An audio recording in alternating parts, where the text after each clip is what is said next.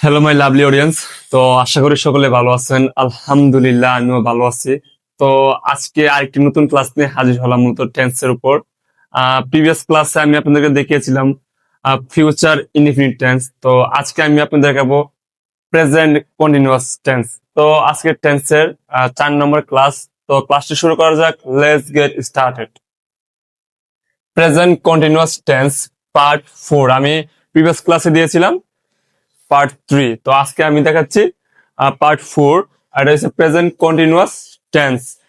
এটা আসলে present continuous টেন্সটা আসলে কি, এটা কি মিন করতেছে, এটা আমরা জানতে হবে। ঠিক আছে, তো আমরা দেখি যে টেন্স দিয়ে বোঝানো হয় এই মুহূর্তে, যে টেন্স দিয়ে বা ক্রিয়া দিয়ে বোঝানো হয় এই মুহূর্তে বর্তমানে এখন, কোনো কাজ চলছে, কোনো কাজ চলমান, কিন্তু কাজটি এখনো শেষ হয়নি।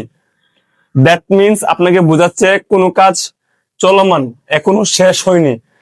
কোনো কাজ চলমান, এখনো শেষ হয়নি, তাকে প্রেজেন্ট কন্টিনিউয়াস টেন্স বলে। তো আশা করি আপনারা বুঝতে পেরেছেন প্রেজেন্ট কন্টিনিউয়াস টেন্সটা কি। কোনো কাজ এখন, এখন থেকে চলতেছে, কিন্তু কাজটা শেষ হয়নি, এখন থেকে চলতেছে, এখন কাজটা শেষ হয়নি, তাকে মূলত প্রেজেন্ট কন্টিনিউয়াস টেন্স বলে। যেমন আমি ভিডিও বানাচ্ছি, হ্যাঁ, আই এম মেকিং ভিডিও, কিন্তু কাজটি এখনো শেষ হয়নি, এটা মূলত চলমান, ধারাবাহিকভাবে চলতে আছে, এটাকে মূলত প্রেজেন্ট কন্টিনিউয়াস টেন্স বলে। এটা স্ট্রাকচারটা দেখা যাক।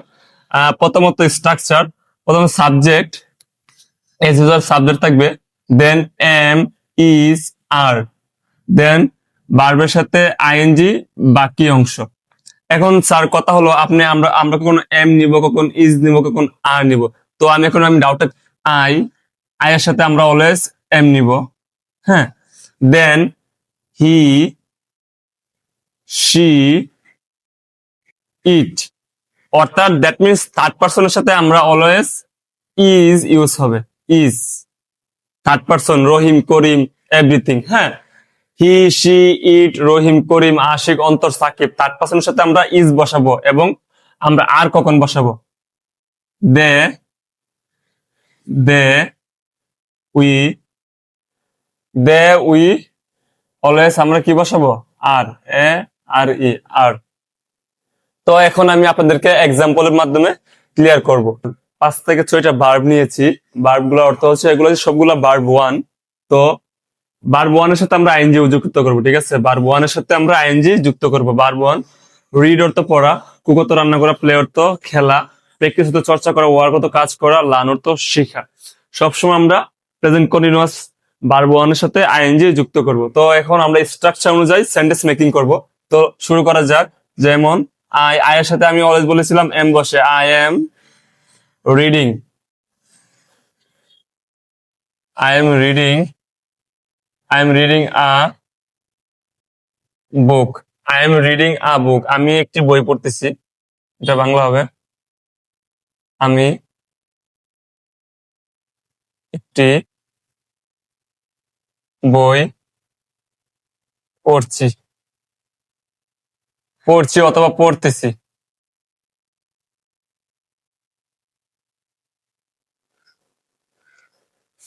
হুম, আমি একটি বই পড়ছি অথবা পড়তেছি, আমি এখনো পড়ছি, কাজটা এখনো শেষ হয়নি, আমি এখনো পড়ছি। আরো এক্সাম্পল দেওয়া যাক। শি, শি একটা থার্ড পার্সন, সি এর সাথে আমরা কি নিব? আমি আপনাদেরকে দেখিয়েছি কিছুক্ষণ আগে, সি এর সাথে অলওয়েজ ইজ হবে। ইজ থার্ড পার্সনের সাথে অলওয়েজ ইজ নিবেন। She is, sorry, she is cooking. এই দেখেন, এটা কিন্তু একটা ভার্ব 1, হ্যাঁ, এটা একটা ভার্ব 1, এটার সাথে আমি আইএনজি যুক্ত করবো। স্ট্রাকচার অনুযায়ী আমি আইএনজি যুক্ত করবো, I N G. She is cooking rice, সে ভাত রান্না করছে। সে, যদি এটা আমি বাংলা করি, সে ভাত রান্না করছে অথবা করতেছে। আরেকটা এক্সাম্পল দেওয়া যাক। উই, হ্যাঁ, আমি উই দিয়ে দিচ্ছি।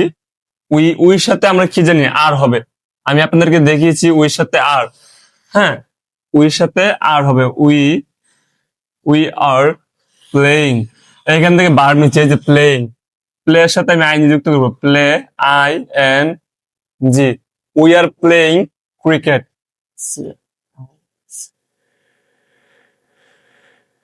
উই আর প্লেইং ক্রিকেট, আমরা ক্রিকেট খেলতেছি, উই আর প্লেইং ক্রিকেট, আমরা ক্রিকেট খেলতেছি, কাজটা কিন্তু এখনো শেষ হয়নি, এখনো চলতেছে। আরেকটা এক্সাম্পল দেওয়া যাক, দে দে দের সাথে কি হয় আর, they are learning, I N G, they are learning English,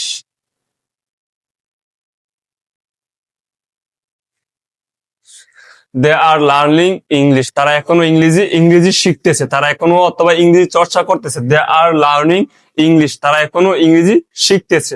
হ্যাঁ, আরেকটা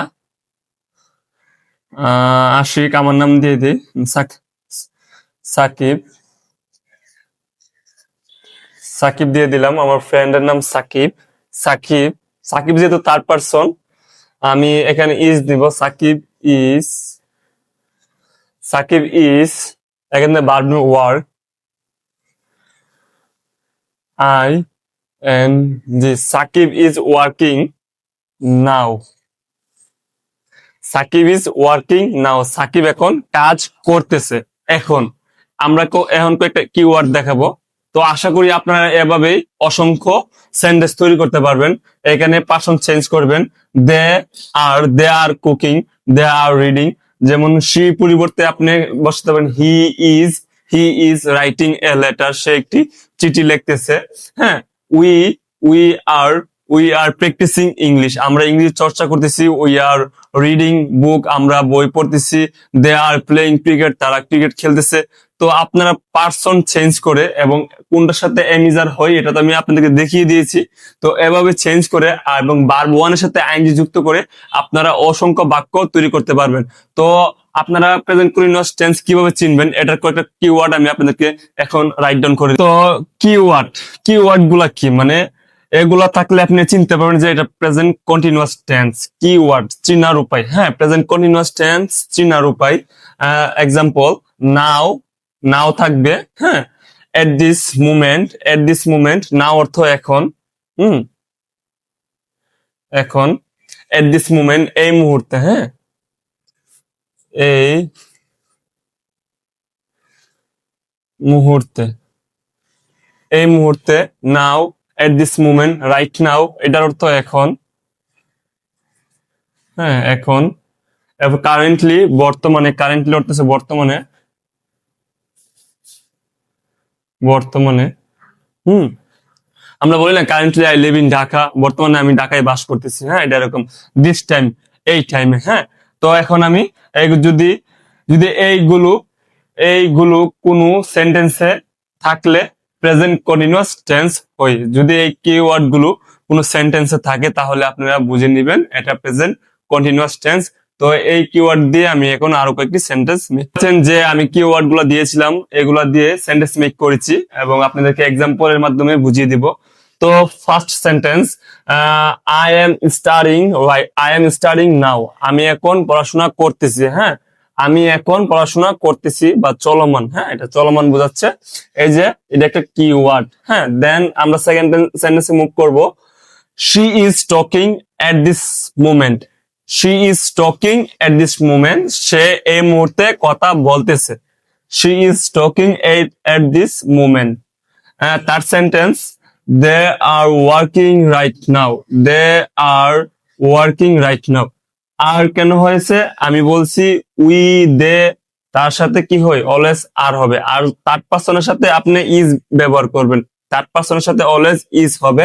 থার্ড পারসন গুলো কি কি, হি শি ইট রহিম করিম আশিক, এগুলোর সাথে সবসময় আপনারা ইজ ইউজ করবেন, আর দে এবং উইর সাথে আর ইউজ করবেন এবং আই এর সাথে এম হবে, আই এম।